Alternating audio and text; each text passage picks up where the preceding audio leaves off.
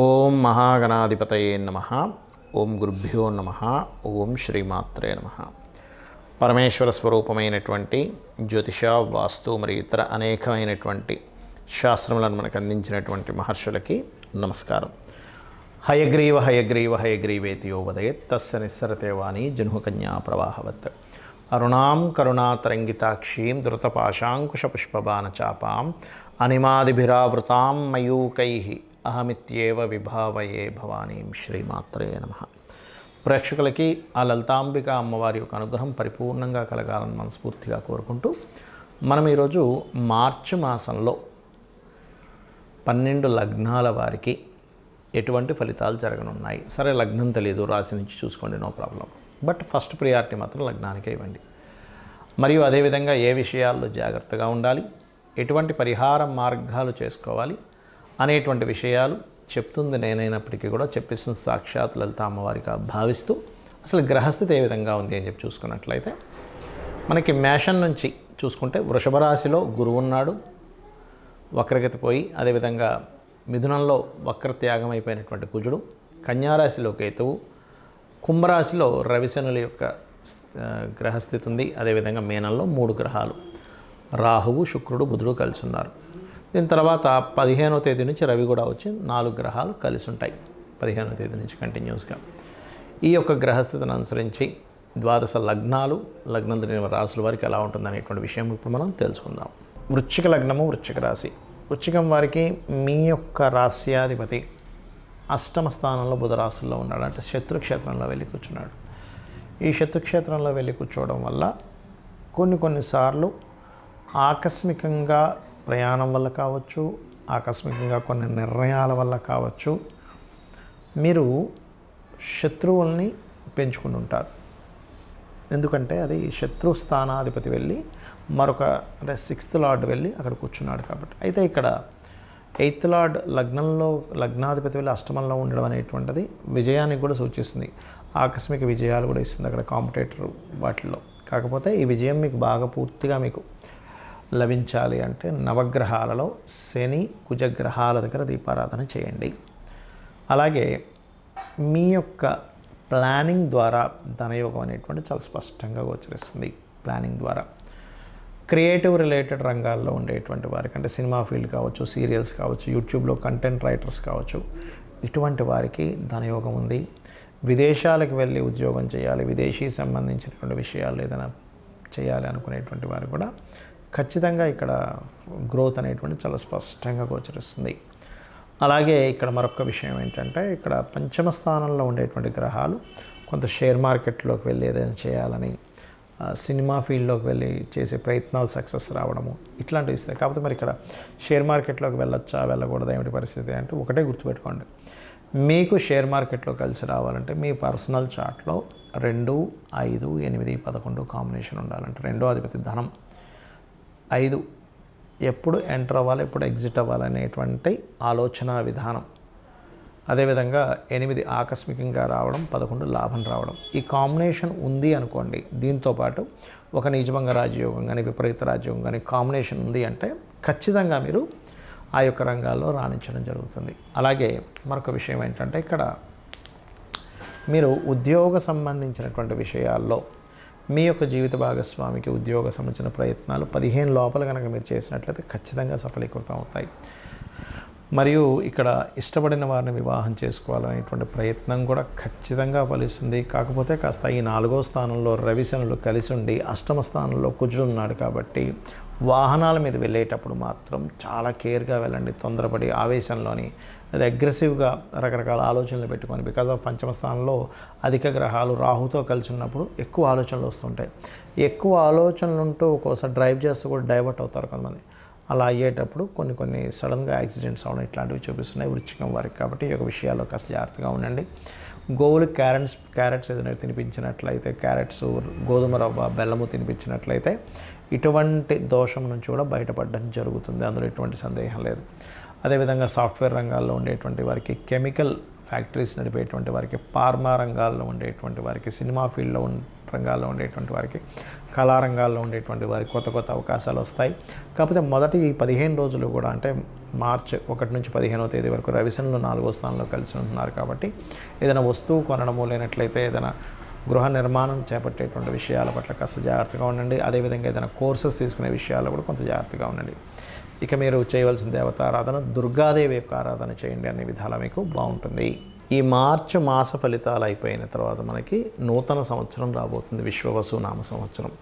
ఇప్పటి నుంచే చెప్తున్నాను, అసలు విశ్వవసు నామ సంవత్సరంలో అయినా మీరు కంప్లీట్గా సక్సెస్ అవ్వాలంటే ఎటువంటి జాగ్రత్తలు తీసుకుంటే ఎవరైనా సరే, అంటే ఏ లగ్నంలో పుట్టినా, ఎటువంటి నక్షత్రంలో పుట్టినా, ఎటువంటి గ్రహస్థితులు ఎలా ఉన్నా సరే, ఇప్పుడు నేను చెప్పబోయేది మీకు ఫైనాన్షియల్గా పేరు ప్రఖ్యాతుల పరంగా మీరు అనుకున్నటువంటి సంకల్పం ఏదైనా, మీ డిజైర్ ఏదున్నా సరే నెరవేరడానికి ఇప్పుడు నేను మీకు ఒక ఆస్ట్రాలజీలో ఉండేటువంటి ఒక సీక్రెట్ చెప్తున్నాను.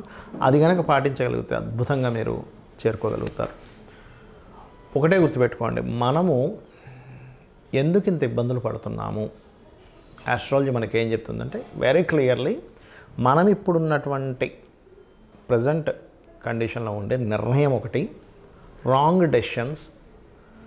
ఓకే, అంటే రాంగ్ టైంలో మనం ఏదో ఎక్స్పెక్ట్ చేస్తూ ఉంటాం.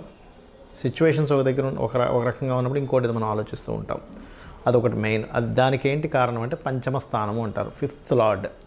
అదేవిధంగా రెండవది ఏంటంటే పూర్వజన్మల్లో మనం చేసిన కర్మ మనల్ని వెంటాడుతూ ఉంటుంది. ఇక్కడ చాలామందికి సందేహం ఏంటంటే మరి పూర్వజన్మ కర్మలో అలా ఉన్నప్పుడు అది ఇంకా మారదా, మరి అలా ఉన్నప్పుడు అలాగే నడిచిపోవాలి కదా అనుకుంటూ ఉంటారు. కానీ ఇక్కడ భగవంతుడు మనకి 2 ఇచ్చాడు విషయాలు. ఏమిటంటే ఒకటి, మనం పూర్వజన్మలో చేసినటువంటి కర్మ వల్ల మన జాతకం నడవడము, రెండవది మన ప్రయత్నం వల్ల కూడా కొంత ఆ స్కోప్ అనేటువంటిది, ఆ ఛాన్స్ అనేటువంటిది మనకి ఇచ్చాడు. దాన్ని ఫ్రీ వీల్ అంటారు. అంటే మనం ప్రయత్నం చేయడం వల్ల వచ్చే సక్సెస్. ప్రయత్న స్థానం అనేటువంటిది 3వ స్థానము, సక్సెస్ అనేటువంటిది 11th హౌస్.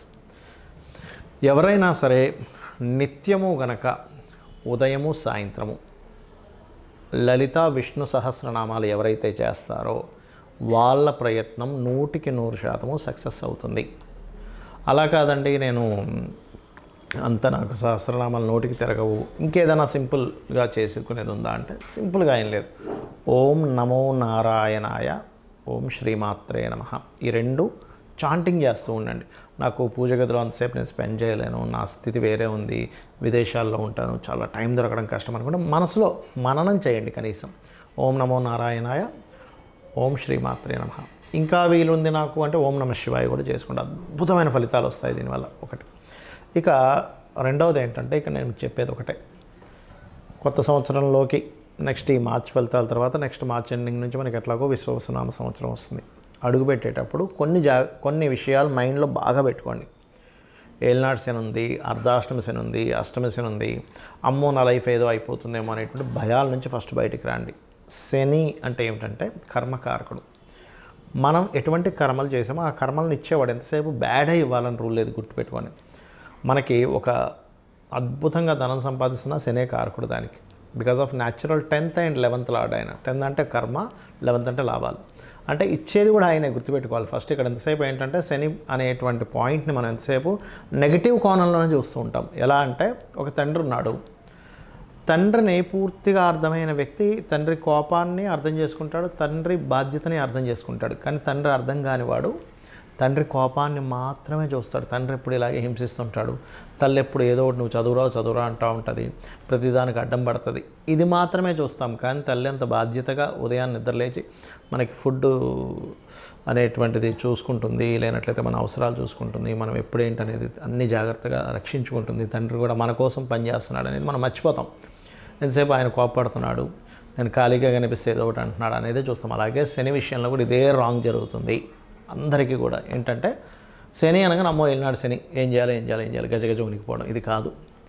శని అనేటువంటిది కర్మకారక ప్లానెట్. నువ్వే కర్మ చేశావు. ప్రతి జీవుడికి పూర్వజన్మలో చేసినటువంటి కర్మ వల్లే ఈ జీవితం వస్తుంది. ఇక్కడ మ్యాటర్ ఏంటంటే అందరూ బాధపడడానికి కారణం మనం పాస్ట్ లైఫ్లో ఏం చేసాం, ఇక్కడ అసలు ఈ జన్మ ఎందుకు పుట్టామనే విషయం తెలియకపోవడమే మనం బాధపడుతూ ఉంటాం. నువ్వు ఒక డాక్టర్ అవ్వాలనుంది, నువ్వు కొంతమందికి డాక్టర్గా నువ్వు సేవ చేయాలనుంది, అప్పుడు నువ్వు డాక్టరే సేవ చేస్తుంటావు. లేదా ఒక ఇంజనీర్ అవ్వాలనుంది, లేకపోతే ఒక మంచి టిఫిన్ సెంటర్ పెట్టాలనుంది, లేనట్లయితే ఇంకోటి ఏదో అవ్వాలనుంది. మనం ఏం చేస్తున్నామంటే అసలు ఏమవ్వాలనుంది, ఎందుకు పుట్టామనే విషయం మర్చిపోయి ఆ పుట్టిన విషయాన్ని, అది జరుగుతున్న అంశాన్ని ఎంజాయ్ చేయడం మానేసి అది అవ్వలేకపోయాను, ఇది అయిపోయానని చెప్పి బాధపడుతూ ఉంటాం. కానీ యాక్చువల్గా నువ్వు పుట్టింది ఫలానాది అవ్వడానికి. ఒక ఆస్ట్రాలజర్గా ఎవరికైనా ఏదైనా ప్రాబ్లం ఉంటే వాళ్ళకి గైడ్ చేసి వాళ్ళ ప్రాబ్లమ్ని గ్రహపరంగా ఏం చేసుకోవాలనేది స్పష్టంగా వాళ్ళకి క్లియర్గా చెప్పడానికి ఒక ఆస్ట్రాలజర్ అవుతాడు. అదేవిధంగా ఒక డాక్టర్ ఆ రోగాన్ని నివారించడానికి ఒక డాక్టర్ అవుతాడు. ఒక ఇంజనీర్ చక్కటి బ్రిడ్జెస్ లేకపోతే ఇల్లు కట్టుకోవడానికి ఇంజనీర్ అవుతాడు. అంటే అది కర్మ.